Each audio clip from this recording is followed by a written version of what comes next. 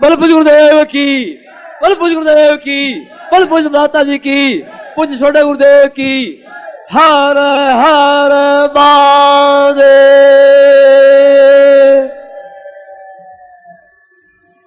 वास्तव में हम आज गौरवान्वित है कि यहाँ पर परम पूज्य गुरुदेव पूजनीय माता जी, परम पूज्य छोटे गुरुदेव यहाँ विराजमान हैं और उनके दिव्य चरणों में, उनके इस पावन कृपा कटाक्ष के नीचे हम लोग बैठे हुए हैं। और हम अब परम पूज्य गुरुदेव के, परम पूज्य बड़े गुरुदेव जी के चरणों में आप सबकी तरफ से और हम सभी लोग यह प्रार्थना कर रहे हैं कि हे गुरुदेव, हम जो आशा लेकर के आए हैं, हम जिस प्रकार से आपने हमें अपनी दिव्य शक्ति से ही यहाँ खींचा है, हमारे पास तो कोई सामर्थ्य रही ही नहीं, हमारी कोई योग्यता नहीं थी कि हम आपके चरणों तक पहुंच पाते। हजारों लाखों नहीं, करोड़ों और अरबों लोग इस बात के लिए प्रयासरत रहते हैं, उन्होंने प्रयास किया परंतु वे फिर भी आपके चरणों में पहुंच नहीं पाए। हे गुरुदेव, आपने हम पर को विशेष कृपा की है, आपने केवल कृपा ही नहीं की है, अपनी दिव्य तपस्या का पुंज हमें प्रदानित किया है और उस पुंज के बल पर, उस तेजस्विता के बल पर हम लोग यहाँ पर पहुंचे हैं। गुरुदेव, आप वही तेजस्विता अपने शब्दों के माध्यम से हमें प्रदान कर रहे हैं। हम आपसे बारंबार आपके चरणों में प्रार्थना करते हैं, गुरुदेव आपका आशीर्वाद हमें प्राप्त हो। बोले परम पूज्य गुरुदेव की, बोले परम पूज्य गुरुदेव की।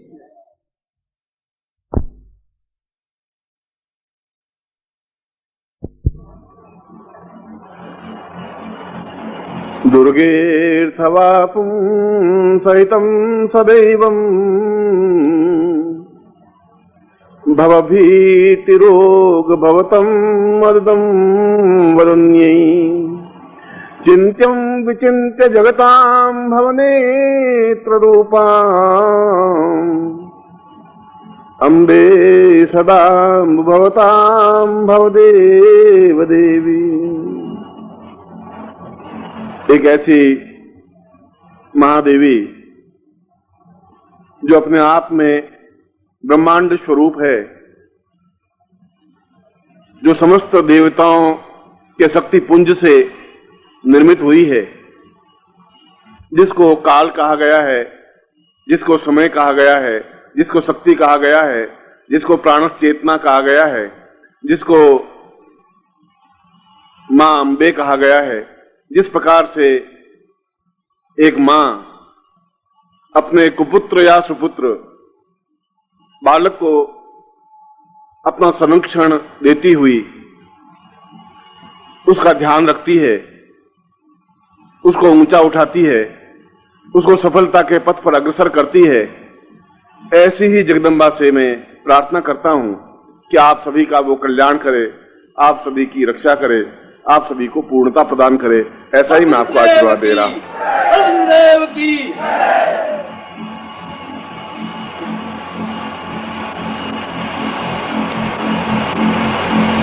पूरे भारतवर्ष में और भारतवर्ष के बाहर भी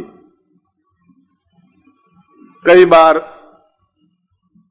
शिष्यों के शिविर हुए, सन्यासी शिष्यों के भी और गृहस्थ शिष्यों के भी, और उन सभी शिविरों में एक गुरु रूप में मुझे जाने का अवसर भी मिला। उनको मिला भी, जो शिष्य परिचित थे, जो अपरिचित थे, जो नवागम थे, जो कई वर्षों से थे, और उन सभी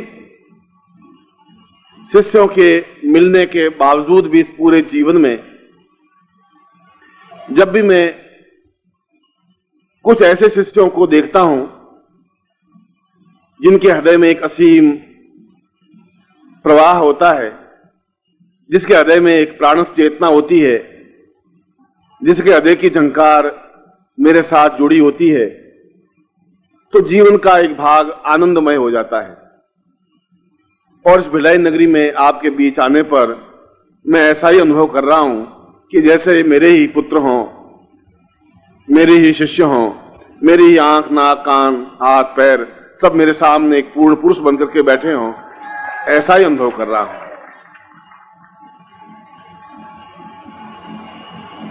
ये नवरात्रि का पर्व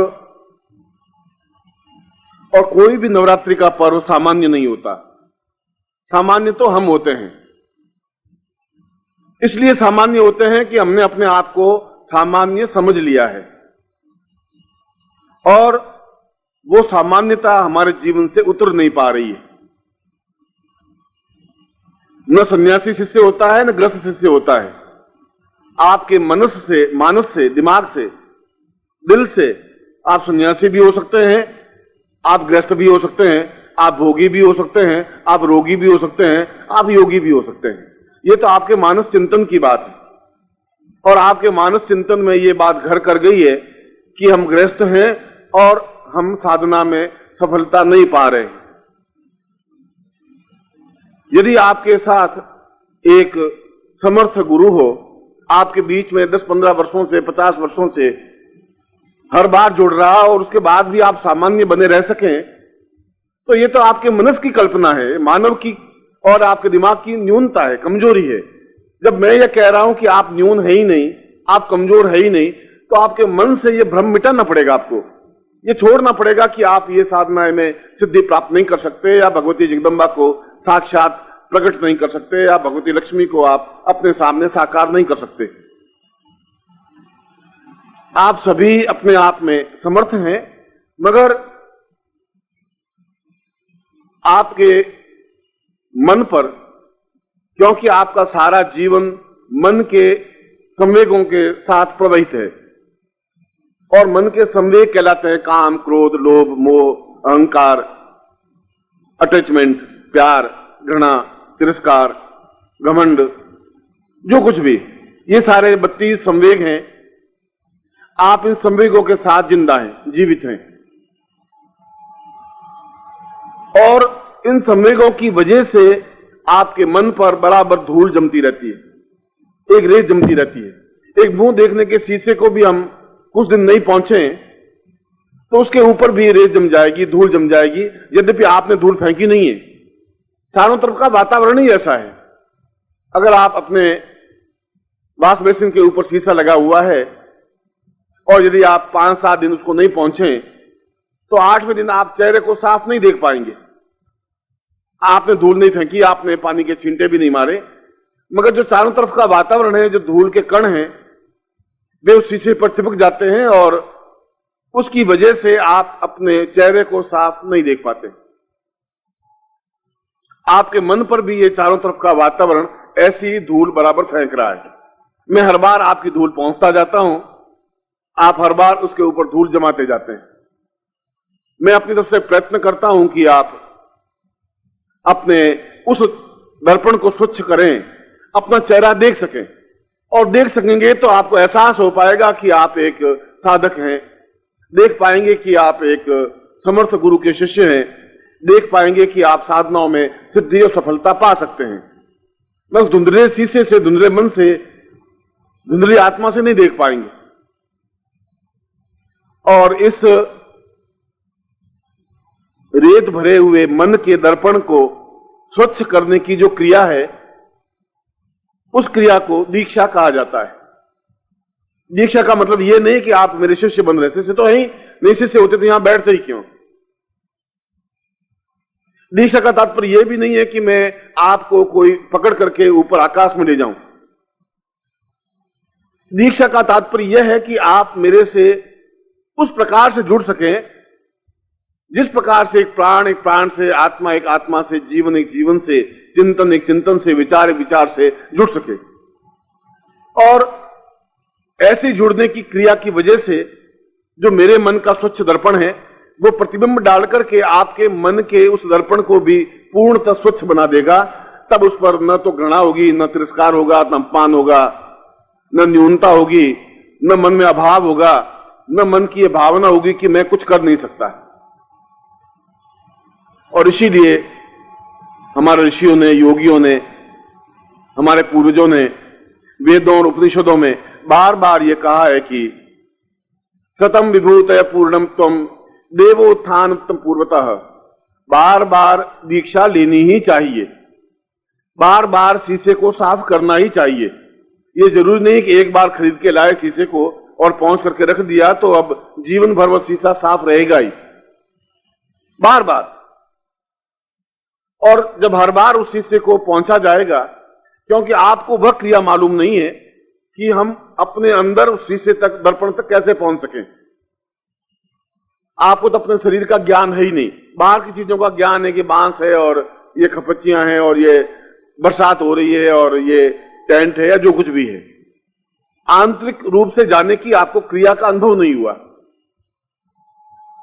और आंतरिक रूप से जाने की क्रिया को जब दीक्षा कहा जाता है, तब उसके अंदर एक चित्त में जो जड़ता है, जो षडांध है, जो न्यूनता है, जो रुक गया है, उस जगह पर ठोकर मारने से अपने आप वो जीवन का प्रवाह सरल बन जाता है, सहज बन जाता है। फिर आपको प्रयत्न नहीं करना पड़ता, आप प्रयत्न कर भी नहीं सकते।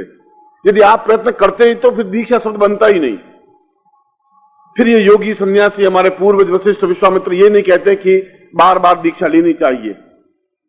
फिर श्लोक की रचना होती ही नहीं, फिर केवल सामान्य दीक्षा से ही काम चल जाता है।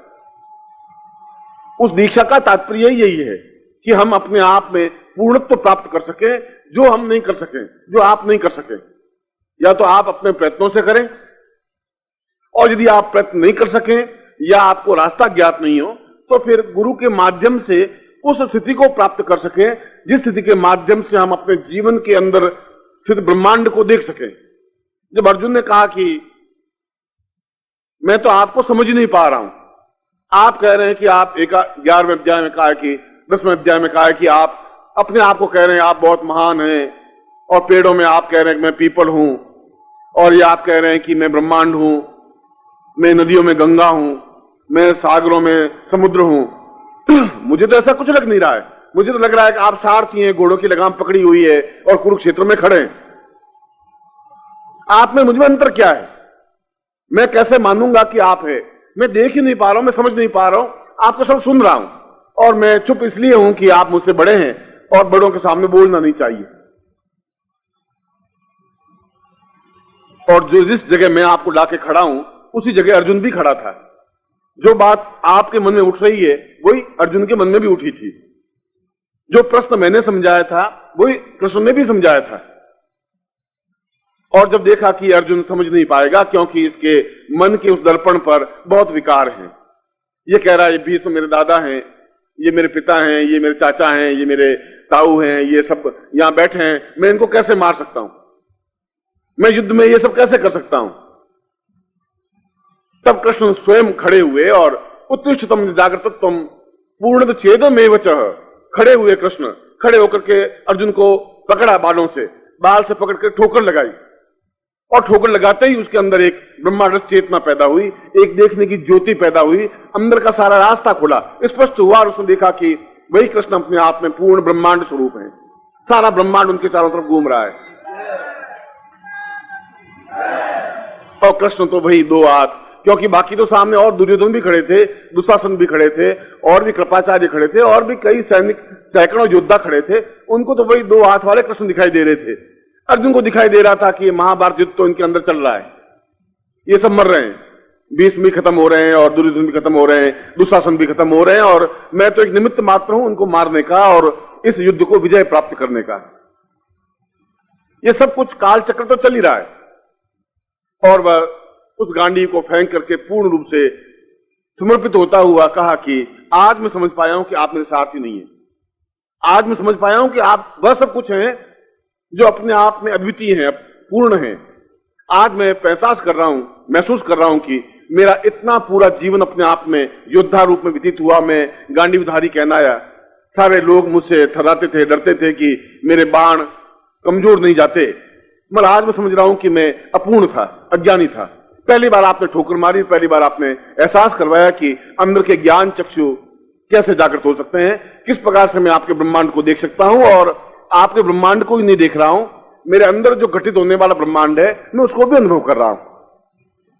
बलदेव की, बलदेव की, बलदेव दादा जी की। आपके अंदर भी वैसा ही ब्रह्मांड घटित हो रहा है, आपके अंदर भी वैसी स्थिति बन रही है। और इस प्रसंग को लाने के पीछे मेरा मकसद यह था कि ये 9 दिन जो 7 दिन हमारे बीच में नवरात्रि के हैं, ये व्यर्थ में नहीं चले जाएं। ऐसा नहीं हो कि जैसे आप आए वैसा ही शीशा आपके पास लेकर के वापस घर नहीं चले जाएं। फिर वही पत्नी है, फिर वही पुत्र है, वही घर है, फिर बाहर है, फिर वही नौकरी है, फिर वही ऑफिसर है। जैसे आप आए वैसे के वैसे आप चले गए तो न जीवन में आपको पूर्णता प्राप्त हो पाएगी, न मैं आपको दे पाऊंगा। जरूरत तो यह है कि आपके बालों को पकड़ूं, और जरूरत यह है कि ये जो संसार का महायुद्ध आपके सामने महाभारत चल रहा है, जिसमें आप लड़ रहे हैं अकारण, कुछ पता नहीं पड़ा किसको तीर मार रहे हैं। कभी पत्नी पे गालियां दे रहे हैं, कभी अफसर को गालियां दे रहे हैं, कभी अपने आप को झल्ला रहे हैं, कभी बर्तन पटक रहे हैं, कभी बाल नोच रहे हैं और चले जा रहे हैं।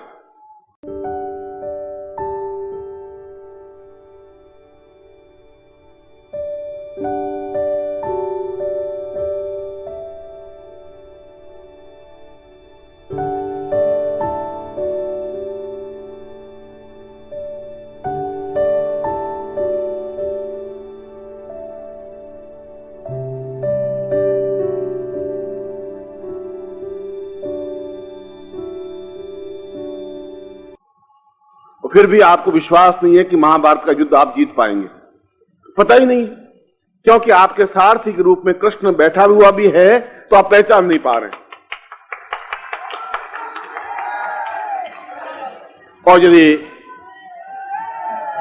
और यदि अर्जुन प्रश्न करता ही नहीं कि आप कौन है, कैसे मैं कैसे ब्रह्मांड को देखूं, आपको अपने आप में घटित होने वाले ब्रह्मांड को कैसे अनुभव करूं, कैसे उस सारे पूरे ब्रह्मांड को। और जब पूरे ब्रह्मांड है तो फिर वहां शिव भी है, वहां शक्ति भी है, जगदम्बा भी है, माया भी है, और वहां भौतिकता भी है, वहां आध्यात्मिकता भी है, वहां सब कुछ है।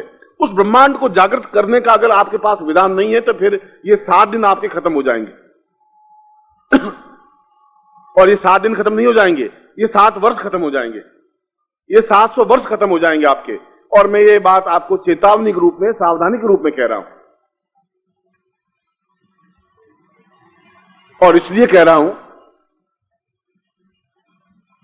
कि हर बार कृष्ण पैदा नहीं होते, हर बार अर्जुन को ठोकर नहीं मारी जाती। अर्जुन के पुत्र और भी तो हुए होंगे, उनको ठोकर मारने वाला कोई पैदा नहीं हुआ। परीक्षित पैदा हुए तो उनको कोई ठोकर मारने वाला पैदा नहीं हुए। ये संयोग है कि महाभारत का युद्ध हो, हम महाभारत युद्ध में जूझ रहे हों, रथ पे भागे जा रहे हों, पता नहीं रथ कहां जाएगा, मन में बड़ी आशंकाएं हैं कि युद्ध में विजित होंगे कि अविजित होंगे, कहां मरेंगे, किस प्रकार से होगा, क्या ये पूरा ब्रह्मांड देख भी पाएंगे कि नहीं। और कृष्ण हो और आपका प्रश्न हो और आप तैयार हो और वो ठोकर मारे और आप ब्रह्मांड को जागृत कर दें, इससे बड़ा सौभाग्य आपकी जिंदगी का फिर नहीं हो सकता। मैंने तो आपके सामने आप महाभारत युद्ध में किस जगह खड़े हैं वहां पर आपको पहचान दिला दी है कि आप कौन हैं, कहां खड़े हैं, गड़बड़ी कहां है और आपकी समस्या क्या है। और जब तक आप अर्जुन की तरफ प्रश्न नहीं करेंगे, जब तक तैयार नहीं होंगे ठोकर मारने के लिए, तो कृष्ण बेचारा ठोकर मार भी नहीं सकेगा, क्योंकि आप राजपुत्र हैं। कृष्ण तो ठीक है, आपको बता दिया कि तुम अगर कुछ नहीं करोगे तो ये जीवन बीत जाएगा। मैं बार बार तुम्हें ये कहता हूं। और यदि कुछ क्षण, कुछ समय, कुछ वर्ष और बीत गए तो आपके पास उन 36 संवेगों के साथ एक 37वां संवेग और जुड़ जाएगा, जिसको पछतावा कहते हैं। उस पछतावा के अलावा कुछ नहीं रहेगा कि हमने समय पर पहचाना नहीं, सावधान नहीं हुए, हमने अनुभव नहीं किया, हम केवल स्वार्थ में लिप्त रह गए और केवल उस टेंट में जो 2-4 रुपए थे, जो कुछ हमारे पास पूंजी थी, जो कुछ हमारा चिंतन था, जो कुछ हमारा भ्रम था, जो कुछ संदेह था, उसको लिए, वो गठड़ी को लिए हुए वापिस आप अपने घर पहुंच गए। और मैं ऐसा नहीं चाहता हूं। मैं चाहता हूं कि इस जीवन का प्रत्येक क्षण आपका इस 7 दिनों में बस सब कुछ आप प्राप्त कर सकें, जो मैं सब कुछ आपको दे सकूं।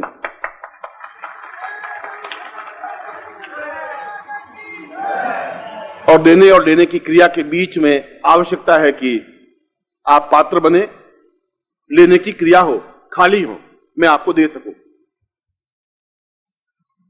यह पहला दिन यहां पर जिन आयोजकों ने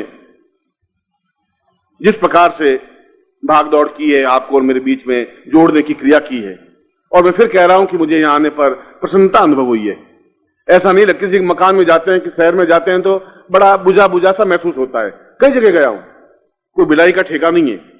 और कई ऐसे शहर भी मिले हैं जहां बड़ा ही ऐसा लगता है कि जैसे बड़ा घुटन है। मैं दिल्ली में रहता भी हूं, पर दिल्ली में हर क्षण ऐसा घुटन सी महसूस होती है कि भागे यहां से, यहां तो कुछ है ही नहीं, जीवन नहीं है। हालांकि वहां घर है, वहां परिवार है, शिष्य है, स्वजन है, बंधु है, और इस भिलाई जैसे 25 शहर उसमें बसे हुए हैं। मगर एक घुटन है, भिलाई में आने पर ऐसा लगा कि जैसे ये सारा परिवार है, स्वच्छता है, पवित्रता है, मेरे शिष्य है, और शायद इस बार ये चेत जाए। पिछली बार भी सोचा था शायद चेत जाए, उससे पिछली बार भी चेता था, और इस 20वें शिविर में पहले जब आप मिले तब भी कहा था आपको, और शायद अगले जीवन में फिर कहेंगे कि भाई तुम चेतना है, तुम्हें कुछ करना है। हो सकता है कि आप नहीं समझ सकें, हो सकता है आप समझ करके भी नहीं समझने की क्रिया करें, मगर मैं आपके बीच में हूं, एक गुरु रूप में भी, एक आत्मीय रूप में भी, एक पारिवारिक स्वजन के रूप में भी, एक ईश्वर के रूप में भी, और आपके सहयोगी के रूप में भी।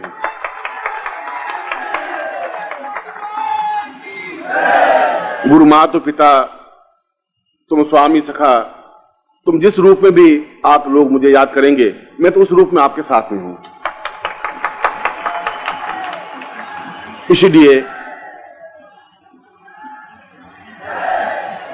इस जगन्नाथ शिविर का प्रारंभ जब मैंने किया था तो उस श्लोक से प्रारंभ किया था कि हम उस समस्त ब्रह्मांड में जहां ये शक्ति निहित है, जिसको विज्ञान ईथर कहते हैं, हमने इनको शक्ति कहा है। मैं बोल रहा हूं और जो ही मैं आवाज समाप्त करता हूं वह अक्षर बोला, और इतने सेकंड में तो वह पूरे ब्रह्मांड, पूरे संसार के 3 चक्कर लगा चुका है। ईथर इतनी तेजी से पूरे ब्रह्मांड में घूमता रहता है। जब पूरे ब्रह्मांड में घूमता है तो फिर मेरा प अक्षर या जो मैं शब्द बोला हूं वो अमेरिका में भी सुना जाएगा, वो इंद्रलोक में भी सुना जाएगा, वो रुद्रलोक में भी सुना जाएगा, पूरे संसार में सुना जाएगा। ये हमारी उसके बीच में कड़ी है जिसको तुम समझ नहीं पा रहे हो कि वो आवाज में पहुंचाता हूं तो क्या उनकी आवाज सुन सकते हैं। अगर जगदम्बा की आवाज है तो हम सुन सकते हैं। यदि उस ईथर और आपकी शक्ति के बीच में संबंध बने, अगर मेरा संबंध मेरी शक्ति के बीच में, जगदम्बा के बीच में है, तो मैं बोलूंगा तो जरूर सुनेगी, क्योंकि उस श्लोक का तीसरा पंक्ति यही थी कि जिस प्रकार से मां अपने कुपुत्र और सुपुत्र को बिल्कुल प्रेम और वात्सल्य के साथ अपने आंचल से लगा करके और पूरा स्नेह प्रदान करती ही है, कर ही रही है। आवश्यकता इस बात की है कि आप अपने उस दिव्य नृत्य को जागृत कर सकें, आत्म चक्षुओं को जागृत कर सकें, ज्ञान चक्षुओं के माध्यम से, गुरुत्व के माध्यम से, साधना के माध्यम से, और अपने जीवन की पूर्णता के भाव के माध्यम से। इसलिए यह शिविर आप लोगों के लिए ज्यादा सौभाग्यशाली है, और मैं ज्यादा सौभाग्यशाली इसलिए कह रहा हूं कि प्रत्येक के व्यक्ति की एक प्राण चेतना होती है, प्राण चेतना, आपकी प्राण चेतना और मेरी प्राण चेतना। और जब बराबर प्राण चेतना जुड़ेगी तो वो लोग मुझसे मिलेंगे। हर व्यक्ति नहीं मिल सकता, उस मकान में रहे हुआ व्यक्ति मुझसे नहीं मिलेगा, क्योंकि मेरी प्राण चेतना उससे जुड़ ही नहीं सकती। सिगरेट पीने वाला मुझसे मिलेगा ही नहीं, आएगा ही नहीं पास में, क्योंकि उसकी प्राण चेतना अलग है, मेरी प्राण चेतना अलग है। मैं घूमूं भी तो मेरी बीड़ी वाला मेरे पास नहीं आएगा, मैं सिगरेट वाले के पास तुरंत पहुंच जाएगा। शराबी को तुरंत मालूम पड़ जाएगा ये शराबी है, उसका कहना कि यहाँ पौवा कहां मिलेगा, वो कह रहे वो तो उस जगह जाओ तुम्हें पौवा जरूर मिलेगा। उसको मालूम है, वो मेरे पास आएगा नहीं, उसको मालूम है, इसको मालूम है ही नहीं। चाहे पैंट पहना हूं, चाहे धोती पहना हूं, चाहे कुर्ता पहना हुआ, प्राण चेतना नहीं जुड़ पाएगी। आपकी मेरी प्राण चेतना जुड़ी है तो चाहे आप सागर से हैं, चाहे आप झांसी से हैं, चाहे आप दिल्ली से हैं, चाहे कलकत्ता से हैं, चाहे मद्रास से हैं, आप दौड़ करके आएंगे ही, क्योंकि आपकी मेरी प्राण चेतना एक है। आवश्यकता है इस प्राण चेतना को आपस में संगुफित कर देने की, इन 7 दिनों में जोड़ देने की। बुलाए तो है ही, एक चुंबक लोहे को खींचेगा तो सही, मगर अगर खींचा वो चलाएगा तो लोहा अपने आप में चुंबक बन जाएगा, दूसरों को खींचने की कल्पना, सार्थकता प्राप्त कर पाएगा। इसलिए इस नवरात्रि के इस महत्वपूर्ण क्षणों में, जहां प्रत्येक क्षण आपका मूल्यवान है, ग्रंथों के माध्यम से, पुस्तकों के माध्यम से, सामग्री के माध्यम से, मंत्रों के माध्यम से, तंत्र के माध्यम से, योग के माध्यम से, और जिस रूप में भी, जिस प्रकार से भी आप चाहें अपने आत्म को जागृत करने की क्रिया के लिए, चाहे वो दीक्षा हो, चाहे वो साधना हो, चाहे मंत्र जाप हो, आपका पूर्ण विश्वास हो। जब मैंने कह दिया कि आपको ये मंत्र जाप करना है तो फिर करना है, फिर आपके मन में फिर वो एक संवेग पैदा होगा, संदेह की चलो कर लेते हैं, नहीं करते हैं, नहीं चल पाएगा। एक बात पूरी तरह समर्पण होना पड़ेगा। तदीयम वस्तु गोविंद तुभ्यमेवं समर्पयेत्। ये मेरा शरीर, मेरा मन, मेरे प्राण, मेरी चेतना, मेरी धड़कन तदीयम तुम्हारी है, आपकी है। तदीयम वस्तु ये आपकी चीज है और मैं आपको समर्पित कर देता हूं। जब मेरी चीज है ही नहीं तो मैं अपने पास रख के करूंगा भी क्या? आपके पास तो संवेग और छल और झूठ और कपट है, वो अपने पास रखे हुए बैठे। मगर यदि लोहे का टुकड़ा जैसा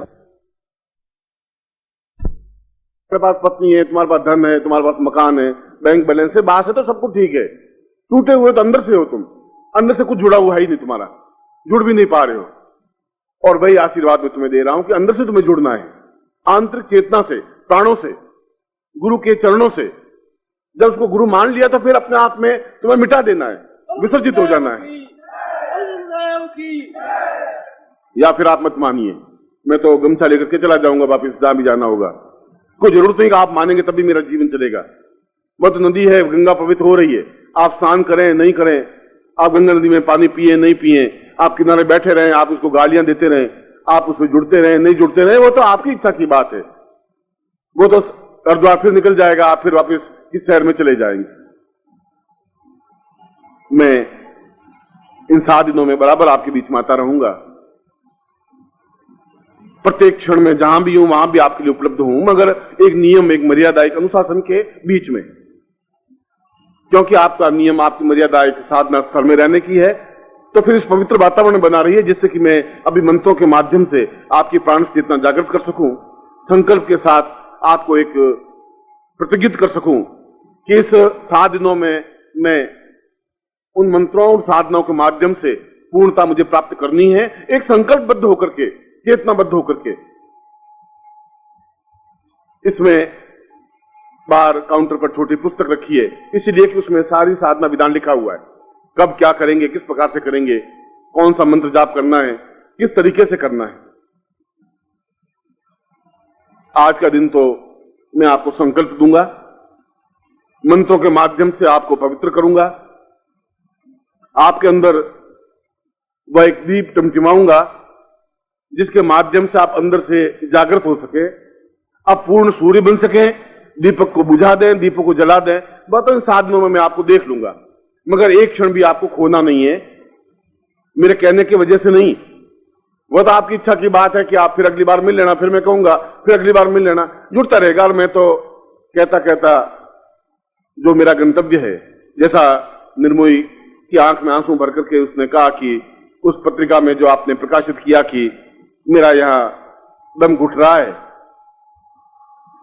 इसलिए घुट रहा है कि मैं 40 साल से आपको समझाता आ रहा हूं और आप समझे ही नहीं, तो मन में एक बड़ा क्षोभ, बड़ा एक विडंबना होती है कि क्यों मैं सिरपच्ची कर रहा हूं इतना, इनको कैसे समझाऊंगा। जब समझेंगे ही नहीं तो फिर मैं अपना जीवन क्यों समाप्त कर रहा हूं इनके पीछे।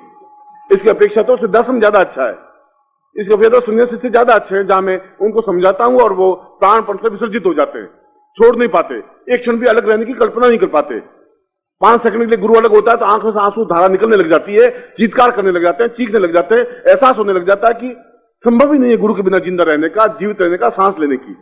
वो भी शिष्य ही है, वो भी आदमी है, आपके बीच में से उठे हुए हैं और किसी मां के गर्भ से जन्म ही लिया होगा उन्होंने, वो भी उसी जन्म से निकल करके और उस जीवन में पहुंचे होंगे। आप भी सन्यासी हैं। वह घुटन मेरे जीवन की घुटन है, आपकी तरफ से दी हुई घुटन है, आपकी तरफ से दी हुई एक परेशानी है, बाधा है, अड़चन है। और इसलिए अगर उसकी आंख में आंसू है तो उसके पीछे यह है कि आपने हमें शिष्य बनाया, आपने हमें जोड़ा, 10-12 साल से 50 साल से हम आपसे जुड़े हुए, और आप यदि हम छोड़ देंगे, आप हमें फेंक देंगे तो क्या जीवन का अर्थ रहेगा। निर्मोही मैं तो फेंक नहीं रहा हूं, तुम खुद अलग से फेंक रहे हो, सब कुछ अलग से तुम जा रहे हो। और प्रश्न निर्मोही शब्द का नहीं है, प्रश्न मैं तुम्हारे सब की बात कर रहा हूं, तुम अलग हट रहे हो, मैं तो तुम्हें जोड़ता ही जा रहा हूं हर बार। और जिसका हृदय थोड़ा खुला होगा, जागृत होगा, तो एक भावना पैदा होगी, आंख में आंसू उच्छ्वास होंगे। और जब गुरु शब्द आंसुओं से लिखा जाएगा, जब उसके चरण आंसू से भिगोए जाएंगे तो चरण प्रक्षालन होगा। और पानी से गुरु के चरण प्रक्षालन नहीं होते, हाथ जोड़ने से कुछ नहीं हो सकता। जब आंसू ढुलक करके उनके चरणों पर गुरुदेव शब्द लिखा होगा, गुरु के चरणों पर, तो समझूंगा कि वास्तव में गुरुत्व है। जब तुम उन चरणों में झुकोगे और उन चरणों में तुम्हें मंदिर दिखाई दे जाएगा, अपने शिवालय दिखाई दे जाएगा, तो समझना कि आप शिष्य बने हैं। जब मात्र जीवन की चेतना वही है। और जो कुछ मेरे साथ जुड़े हुए हैं आप सभी, चाहे वो निर्मोही हो, चाहे श्रीवास्तव हो, चाहे वे केवी द्विवेदी हो, चाहे चतुर्वेदी हो, चाहे पांडे हो, और चाहे गोवर्धन हो, और जो कुछ भी आप जितने भी हो, ये तो नाम 1 2 4, चाहे तुलाराम हो, और चाहे यहाँ के बिलाई शाखा के अध्यक्ष हो और प्रबंधक हो, और जो कुछ भी हो, तुम जिस प्रकार से भाग दौड़ कर रहे हो उस बात से प्रसन्नता का थोड़ा सा एक कोना जगमगा रहा है। बाकी सारा कोना अंधकार से इसलिए है कि क्या होगा, इन लोगों को कैसे समझाऊं, क्या करूं, कब ये गुरु को समझेंगे, कब अपने आप को समझेंगे, कब इनका ब्रह्मांड जागृत होगा, कब मैं इनको जागृत कर सकूंगा, किस प्रकार से ये ठोकर खा सकेंगे, कब अपने सीने पर वो ठोकर को सहन कर सकेंगे, कब इनमें लालसा पैदा होगी कि हमें ये कुछ करना है और बढ़ना है, ये जीवन ऐसा बिता नहीं देना है। और अगर जीवन बीत गया तो फिर जैसे तुम्हारे पूर्वजों का, तुम्हारे बाप, तुम्हारे दादा, तुम्हारे परदादाओं का जीवन एक सामान्य जीवन बीत गया, क्योंकि वो पूर्ण बने ही नहीं, न बाहर से न अंदर से। अंदर से बने होते फिर मरते ही नहीं, समाप्त नहीं हो सकते, वो तो फिर सिद्धाश्रम में जाते। और यदि तुम जीवन में सिद्धाश्रम जा ही नहीं सके तो एक सामान्य जीवन बनकर के रह जाएगा। अगर तुम उंगली पकड़ के चल ही नहीं सके तो तुम्हें एक हाथ का सहारा है, उंगली का सहारा है, एक व्यक्तित्व का सहारा है, एक पूर्णता का सहारा है, और तुम खुद उंगली छोड़ दो तो मैं क्या कर सकूंगा। फिर भी मैं तुम्हें वचनबद्ध हूं, मैं आपको मझधार में नहीं छोड़ूंगा, ये वचनबद्ध हूं, मैं तो छोड़ूंगा नहीं। अंतिम क्षण तक तो प्रयत्न करूंगा ही।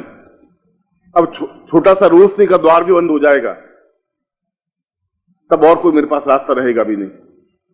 और ये तनाव, ये टेंस आपका है, उतना ही टेंस मेरी पत्नी का भी है, उतना ही टेंस मेरे पुत्रों का भी है, उतना ही मेरे परिवार का भी है, उतने मेरे शिष्यों का भी है, और सबकी आंखें भीगी हुई हैं। और ये मानते हैं सब कुछ कि आदमी बहुत जिद्दी है, सन्यासी है, इस बात की चिंता नहीं करेगा, क्योंकि मेरा जीवन परिवार के लिए तो है ही नहीं, मेरा जीवन तो शिष्यों के लिए है, और उनके बीच में बैठने पर ही आनंद प्रवाहित होता है, क्योंकि मेरा जीवन परिवार के लिए तो है ही नहीं।